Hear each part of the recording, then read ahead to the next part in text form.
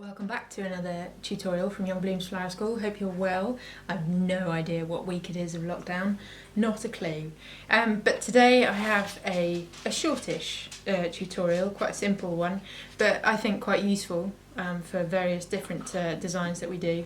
And it's all about how to make a bow. So don't switch off if you think, oh, that's not much to look at. But just wanted to talk through the technique of making a bow. Because I first kind of came across how tricky some people find it to make it a good bow when I was doing wreath workshops, Christmas wreath workshops, and you kind of show people the technique, and you get halfway through, and you go, okay, you do it now, and you sort of let it drop, and their face drops because they think, oh, it's fine, she's half done it for me, but. Yeah, it's a good technique to know. So I've got 3 different types of ribbon. So one is this green velvety type, quite thick, quite sort of luxurious, just a lovely one to play with. The next one is a gingham, lovely for for Christmas. Dare I say the C word in May, but that's nice, quite a thick one to play with. And the final one I've got is this is Hessian. So it's quite a wide one, but it does make a really nice sort of shaped bow.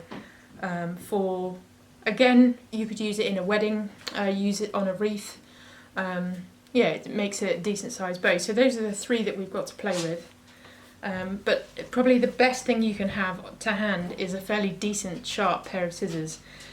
Because, I don't know if you're anything like me, I use scissors for anything and everything. My father would be disappointed.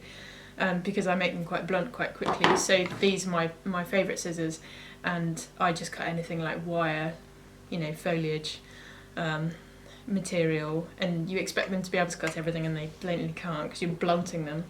So, sharp scissors to hand. And the first thing I would say is to pull off a length of ribbon. So, what's that? It's probably just over 1 metre of this gingham. And the first thing to do would be just to finish the ends. And I think this is probably, I have my mother to thank for this one. It's just to finish the ends. So it's cutting, so the ribbon's going down this way, and I'm just cutting a V, on the slant. I've folded the ribbon in 2, and then you just get a nice V shape like that. It means the ribbon doesn't fray, I think, technically, so I'll show you again. So ribbon is going down this way, I folded the ribbon in half, and I'm just literally cutting up. Whoops. And then you get that nice tailored finish. And I think it looks really smart, especially on wreaths when you've got a bigger bow. I think it's quite tidy. So that's your length you've got to play with. So the first, if you hear a dog snuffling around, that's Winston.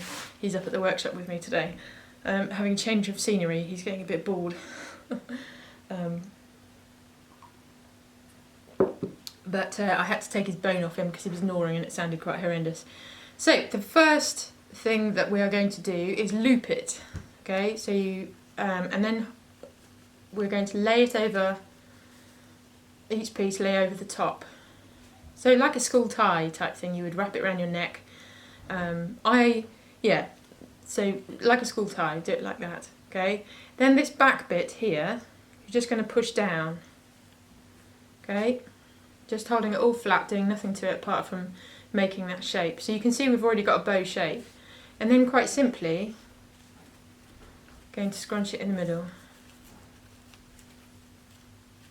And look at that, you get a bow. So I'm going to show you again that process that we went through. Okay, so we've got a length of ribbon and it's got the nice finished ends, but we're just going to loop it round like so. Okay, so laying one end on top of the other like that. So we've got this up here, I'll show you from this side, and then we're just going to simply push this bit down to the back and hold it. Okay, so it creates that bow-like shape. There we go. And then all we're going to do is scrunch this bit in the middle. Just scrunch it up, and that gives us that bow shape. So then what you need to do, that's the, so that gives us the bow shape. And then what you need to have to hand, which I didn't explain earlier, probably is another piece of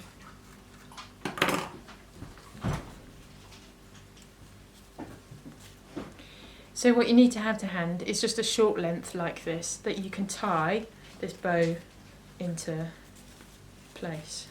Okay, so just tying it round. This is where God should have given florists 3 hands.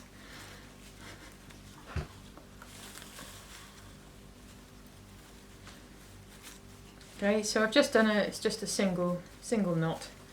But you can see with that process that it just creates a nice full bow-like shape. And if you want to use that, attach that to a bouquet that you've made and just put it at the front, because you've got these 2 lengths here that you've just tied on, you could tie that round the bouquet, so it gives you something to play with.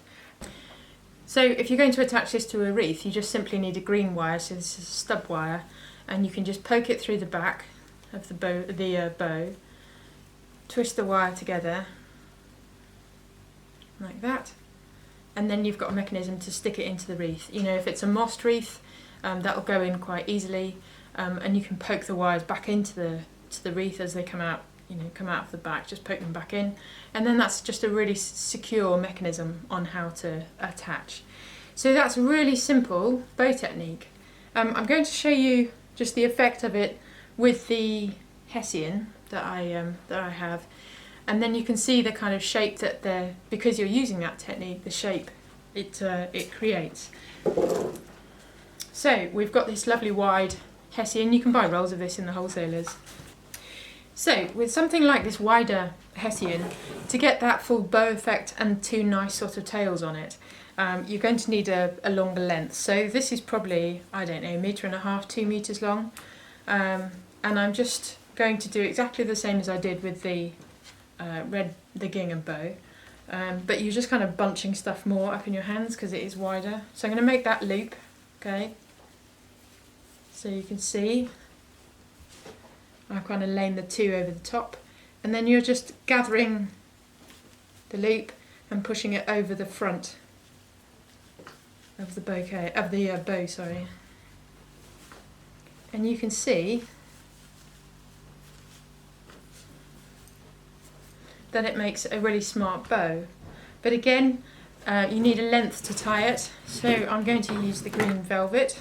Just cut myself some, just because it's a nice complementary colour to the Hessian. I've been calling this gingham. So you won't be able to see, but I'm just tying it, I'm just laying it on the bench and I'm tying the knot. And there you go. I think that's a really smart bow, and would look really effective if you attach it using that same technique. So you could put a stub wire in the back of the bow and then poke it into whatever you've created. And again, if you wanted to put this on a bouquet using these tails, it just means you've got something to attach it to the bouquet with. So it looks really smart. In regards to the ends, you know, of doing that V, if you want to do that, that's absolutely fine. I mean, I've just left them because I think it looks quite sort of rustic, it's quite nice. But there you go, there's 2 different types of material that are just creating that lovely bow. But it's a really good technique to use and one to practice. So one to practice. I hope you found this helpful. I know it's a shorter tutorial, but something interesting to watch and pass the time of day with. Thank you so much for all the new subscribers. Really enjoyed watching you come along, join, getting involved. Do comment below if you've got questions, and thank you again for subscribing, and look forward to seeing you next time.